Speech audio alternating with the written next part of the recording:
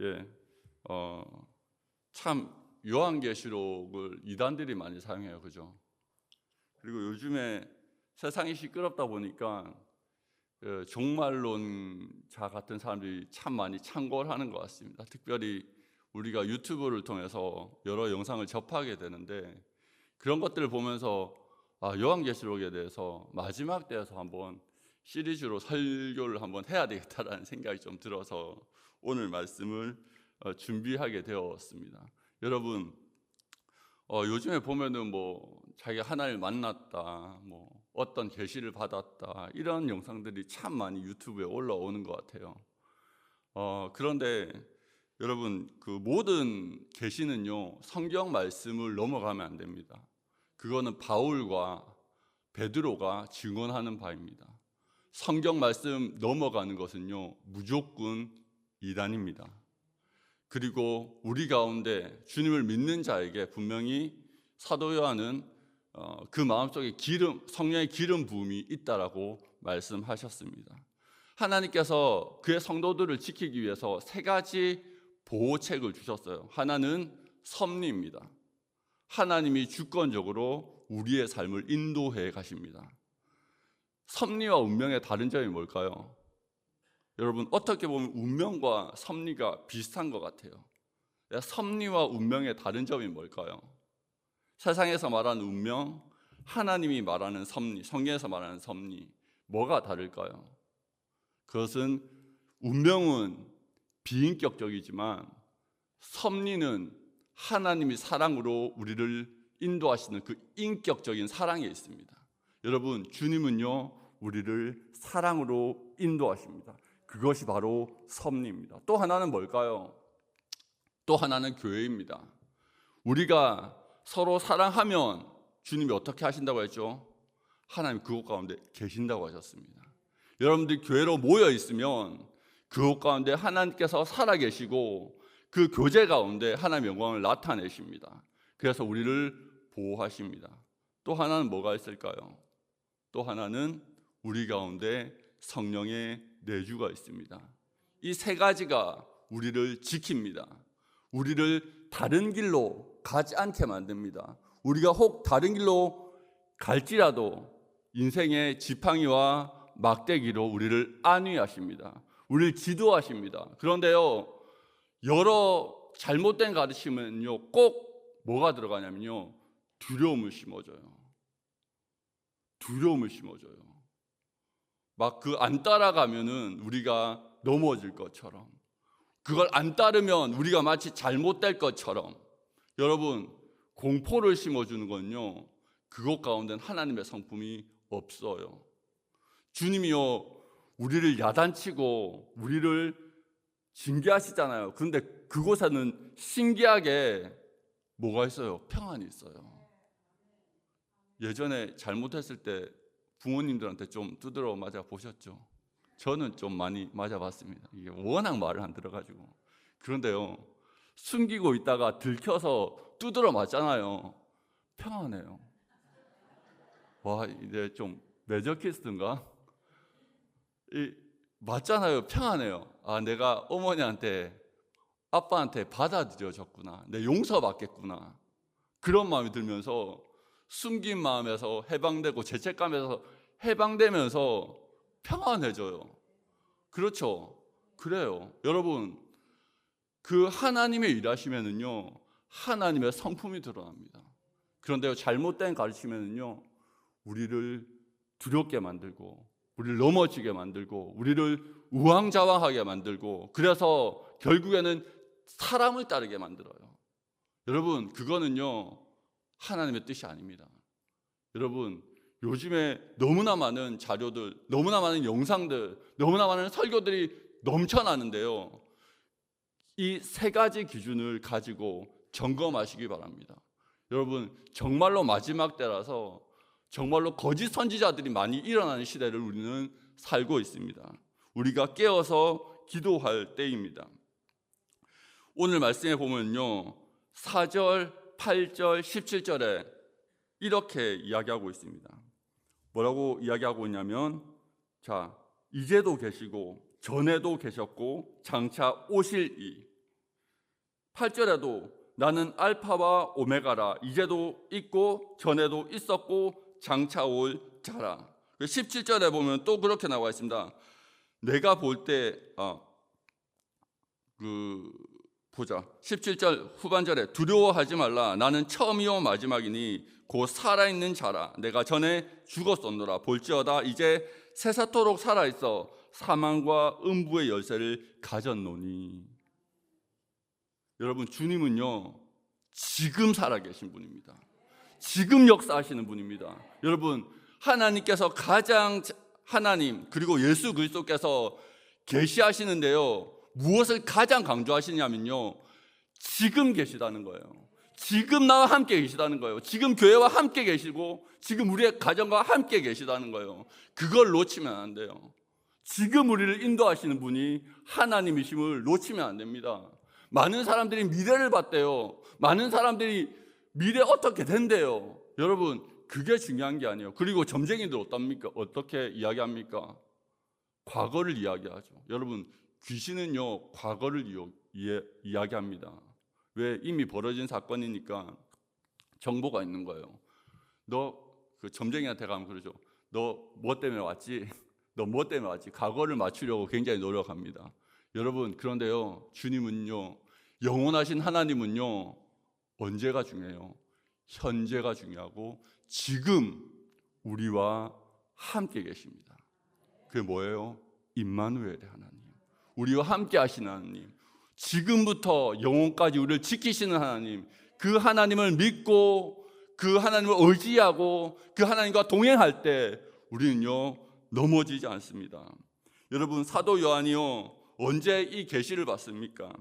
반모섬에 갇혔답니다. 이 시대는요 도미티안이라는 로마의 황제가 다스렸을 때예요. 근데 이 도미티안 황제는요 그 이전에도 황제 그리고 로마의 영웅들을 신으로 추앙하는 문화가 있었어요. 그런데요 이 도미티안 황제 때부터요 노골적으로 황제를 신으로 모시고 주로 모시는, 그래서 황제 숭배가 불꽃같이 일어나던 그런 시대였습니다.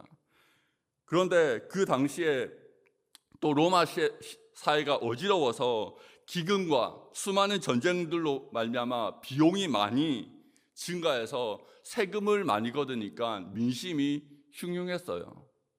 그러니까 그 권력자들 입장에서 어떻습니까? 희생양을 찾아서 그들을 징계함으로 자신들의 권력을 공고히 하려고 하는 그런 시대를 살고 있었어요. 그런데 기독교인들은 어떻습니까? 예수님이 주님이래요. 예수님이 우리의 왕이래요. 이상한 소리를 해요. 그러니까 기독교인들이 타겟이 되어서 핍박을 받게 되고 갇히게 되고 유배를 당하게 됩니다. 재산을 잃어버리고 핍박받는 시대를 살게 되는 거죠. 황제 숭배를 거부하고 예수님이 우리의 왕이다, 예수님이 우리의 주다라고 우기니까 로마 입장에서는 너무너무 기분이 나쁜 거예요. 그렇게 환난과 핍박 가운데 교회가 있었고 마지막 사도였던 사도 요한마저 어디에 갇혀요? 반모섬에 갇혀 있는 겁니다. 얼마나 두렵겠습니까? 성도들이 얼마나 위축되겠습니까? 그런데요 그 일엽편주와 같은 상황에서 주님은 세상의 진정한 지금도 있고 과거에도 계셨고 장차 오실 분으로 역사의 주관자로 자기를 계시하고 계신 겁니다. 예전에 그 제자들이 풍랑 가운데 일엽편주 가운데 이렇게 힘들 때 예수님께서 걸어오시죠. 내니 두려워 말라. 여러분, 그게 여러분들 향한 주님의 마음입니다. 날마다 내니 두려워 말라, 그 음성을 들으시는 저와 여러분들 되었으면 좋겠습니다. 4, 5절은 삼위 하나님 성부, 성자, 성령을 통해서 보자. 여기 보면 이렇게 나와 있어요.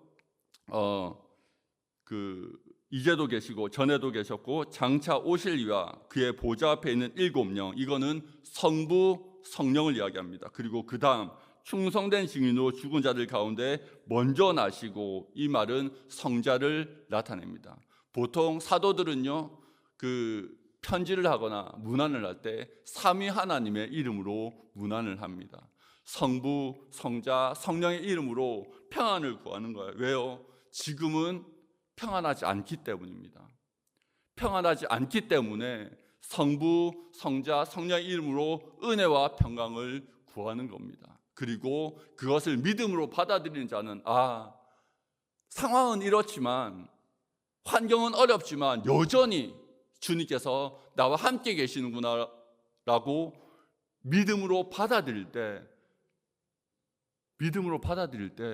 평강이 임해요. 새벽기도 때 제가 한 번씩 말씀드렸는데요, 여러분, 안식은요 믿음 있는 사람만 얻을 수 있습니다. 제가요 때때로 백수일 때가 좀 있었어요. 이게 쉴 때가 좀 있었거든요. 1년을 쉴 때가 있었고 몇 개월 쉴 때가 있었고, 그런데 너무 불안한 거예요, 내 삶이. 그런데 시간이 지나고 나서 다시 사역으로 복귀하거나 아니면 다른 일을 하게 되었을 때 그 쉬었던 시간이 너무 아까운 거예요. 그 다음 스텝을 준비하라고 주신 너무나 귀한 시간인데, 믿음이 있었다면 더 즐겁고 더 가치 있고 더 멋지게 그 시간을 사용해서 그 다음 주님께서 나를 쓰실 때 더 아름답게 쓸 텐데, 믿음이 없으니까 불안한 거예요. 안식하지 못하는 거예요. 안식 가운데 나를 더욱더 발전시킬 수가 없는 거예요. 여러분, 믿음이 있으면요 어떠한 상황 가운데서도 안식할 수 있습니다. 믿음이 있으면요 어떠한 상황 가운데서도 평안할 수 있습니다. 여러분, 믿음을 가지시고 내가 왜 지금 쉬어야 되지? 내가 왜 백수가 되어야 되지? 고민할 게 아니고, 하나님께서 나를 지금 시간을 주셔서 다음 스텝을 준비하고 계시구나 믿으시길 바랍니다. 우리의 자녀들도 마찬가지고 우리 개인도 마찬가지고 주께서 우리에게 시간을 주시는 거예요. 주님이 우리를 인도하십니다. 우리에게 그런 시간들을 주셔서 우리를 안식하게 하시고 우리를 인도하십니다. 여러분, 이렇게 평강 가운데 우리는 넓은 세상을 볼 수 있고 다음을 준비할 수 있고, 그리고 미래에 대해서 계획을 세울 수 있는 거죠. 여러분, 5절 6절을 한번 읽어보도록 하겠습니다. 또 충성된 증인으로 죽은 자들 가운데서 먼저 나시고 땅의 임금들의 머리가 되신 예수 그리스도로 말미암아 은혜와 평강이 너에게 있기를 원하노라. 우리를 사랑하사 그의 피로 우리 죄에서 우리를 해방하시고 그의 아버지 하나님을 위하여 우리를 나라와 제사장으로 삼으신 그에게 영광과 능력이 세세토록 있기를 원하노라. 아멘. 이 구절은요 우리가 성부, 성자, 성령 안에서 무엇을 얻게 되냐면 정체성과 사명을 깨닫게 되는 것을 이야기합니다. 뭐라고 나와 있냐면 나라와 제사장으로 삼으셨대요. 여러분, 이 성경에서요 나라라는 것은 하나님이 통치하는 곳, 하나님이 통치하는 영역을 의미합니다. 우리가 나라가 되었다는 것은요 우리가 온전히 하나님의 다스림 안에 있는 하나님의 양이 되었다는, 하나님의 자녀가 되었다는 선포입니다. 우리의 정체성을 이야기하는 거죠. 그리고 제사장으로. 제사장이 뭡니까? 제사장은요 나를 위해서 사는 사람이 아니에요. 내 이웃을 위해서, 내 지체를 위해서 그 허물과 그 아픔과 그 죄를 자기에게 품고 기도하면서 섬기고 나누고 세워주는 그런 역할을 하는 것이죠. 이게 뭐예요? 우리의 사명이에요. 하나님의 자녀가 된 정체성과 제사장의 사명을 받아서 우리는 살아갈 때, 그리스도 안에 있을 때 이 사명과 정체성을 깨닫게 되는 겁니다. 여러분, 우리가 왜 삶 가운데서 흔들립니까? 왜 우리가 삶 가운데서 헷갈릴 때가 많습니까? 정체성이 흔들리기 때문입니다. 내가 왜 살지? 여러분, 사람들이 왜 자신의 목숨을 끊습니까? 정체성이 망가졌기 때문이에요. 내가 왜 살아야 되지? 내가 왜 어떻게 살아야 되지? 그게 무너져 버리면, 그 희망과 그 비전이 사라져 버리면요 삶의 가치를 잊어버리고 목숨을 내려놓는 거죠. 여러분, 사람은요 철저하게 가치를 따라서 살아가게 되어져 있습니다. 여러분, 돈이 우상이고 돈이 삶의 가치인 사람은요 돈을 잃어버리면요 삶의 욕구가 사라지는 거예요. 우리는요 그리스도 안에 있기 때문에 이 정체성과 사명이 흔들리지 않고 어떠한 상황 가운데서도 우리는 살아갈 힘을 얻고 더 나은 삶을 바랄 수 있고 주님의 인도하심을 기대할 수 있는 거예요. 여러분, 주님 안에 있는 자가 반드시 누려야 되고 누릴 수 있는 것은요 이 정체성과 내가 누구인지 그리고 내가 어떤 삶을 살아야 되는지 이 두 가지를 놓지 않을 때 우리는 어떠한 상황 가운데서도 어떻게 한다고요? 헷갈리지 않을 수 있습니다. 그리고 또 보겠습니다. 자, 보자. 7절에 한번 보겠습니다. 볼지어다 그가 구름을 타고 오시리라. 각 사람의 눈이 그를 보겠고 그를 찌른 자들도 볼 것이요 땅에 있는 모든 족속이 그로 말미암아 애곡하리니 그러하리라. 아멘. 여러분, 이 말씀은요 다니엘서 7장 13절과 스가랴서 12장 10절의 말씀을 엮은 거예요. 다니엘서에는요 그가 인자가 구름을 타고 오실 것이다라고 말씀해 있고요, 스가랴서 12장 10절에는요 그를 찌른 자도 보고 애통할 것이다라고 이야기하고 있습니다. 여러분, 요한계시록은요 갑자기 튀어나온 것이 아니에요. 갑자기 요한계시록이라는 성경이 딱 튀어나온 게 아니에요.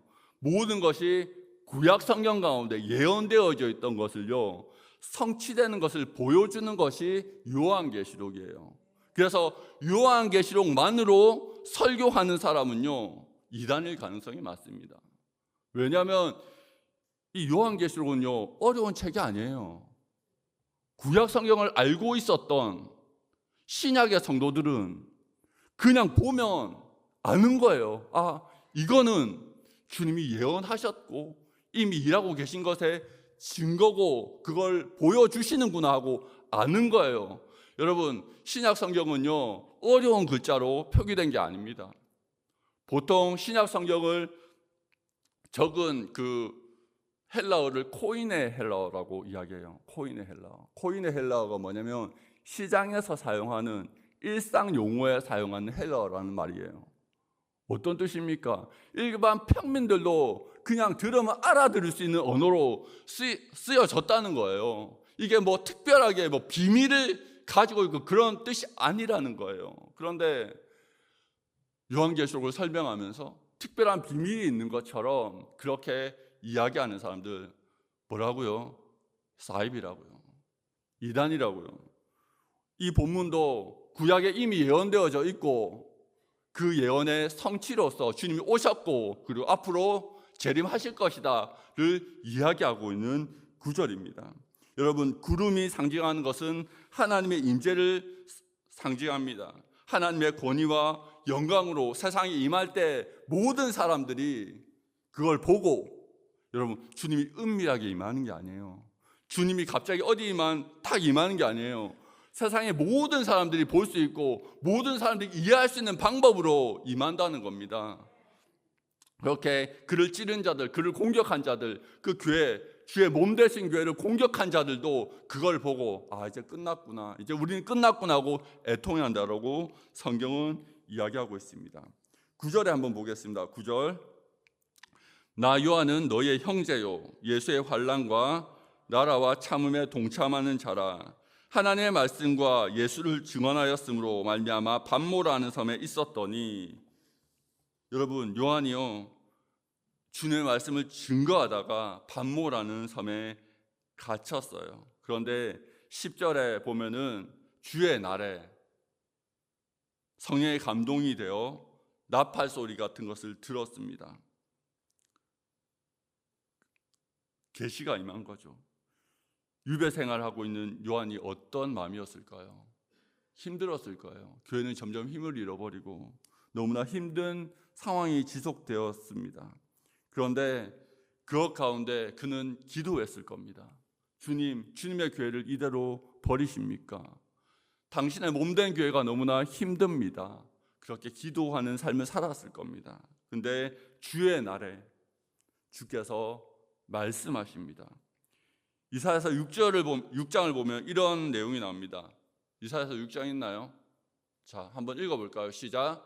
우시야 왕이 죽던 해에 내가 본즉 주께서 높이 들린 보좌에 앉으셨는데 그의 옷자락은 성전에 가득하였고 스랍들이 모시고 섰는데 각기 6 날개가 있어 그 둘로는 자기의 얼굴을 가리었고 그 둘로는 자기의 발을 가리었고 그 둘로는 날며 서로 불러 이르되 거룩하다 거룩하다 거룩하다 만군의 여호와여 그의 영광이 온 땅에 충만하도다 하더라. 아멘.